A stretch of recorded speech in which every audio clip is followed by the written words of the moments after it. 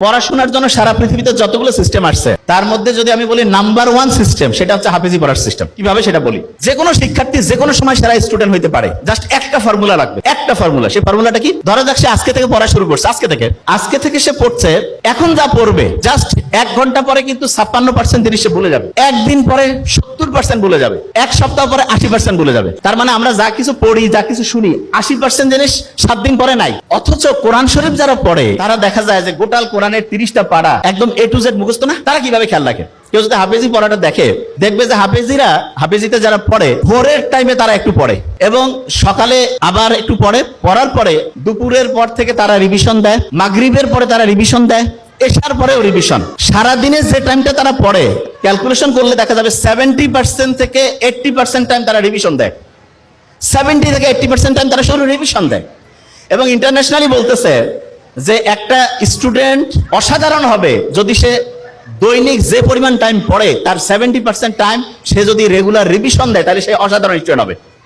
এবং একটা স্টুডেন্ট যখন হচ্ছে যে হাফেজি পড়ে তখন তার ব্রেইনের মধ্যে কিন্তু একটা আলফা ওয়েভ তৈরি হয়, আলফা ওয়েভ। এবং এই ওয়েভটা এমন, ধরা যাক আপনি নর্মালি একটা পৃষ্ঠা পড়তে আপনার লাগতেছে, ধরলাম যে 10 মিনিট।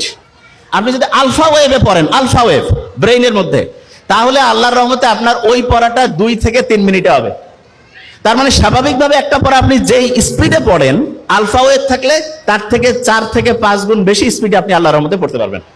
তাহলে যারা কোরআনের হাফেজিতে পড়ে তারা কিন্তু ব্রেইনে আলফা ওয়েভ তৈরিটা অটোমেটেড হয়। ওই যে আমি যখন কোরআন তেলাওয়াত আমরা শুনলাম তখন এটা ভালো লাগছে না সবার?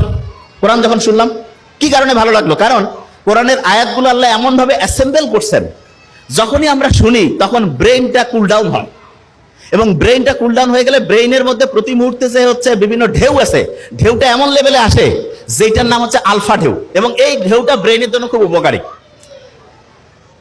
দেখেন সায়েন্স যে আবিষ্কার হচ্ছে, আপনারা দেখবেন কোরআনে একটা আয়াত আছে যে উটকে আমি কেমনে বানাইছি, এটা কি তোমরা দেখবা না? উট তা কিছুদিন আগে আবিষ্কার হইলো যে উটের যে চোখের পানি আছে না, এই চোখের পানির মধ্যে এমন এক রকমের মেডিসিন আছে যেটা প্রায় 30 রকমের সাপের যে বিষ সেটাকে নিষ্ক্রিয় করতে পারে।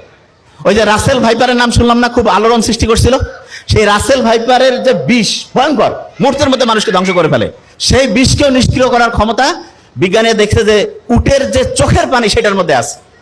আল্লাহ যে বলছে যে উটকে আমি কিভাবে বানিয়েছি সেটা কি তোমরা দেখবা না? কি অসাধারণ আল্লাহর কথাগুলো এখন বিজ্ঞানীরা দেখতেছে, যা কিছু বলে গেছে প্রত্যেকটায় সায়েন্সের সর্বোচ্চ লেভেলে।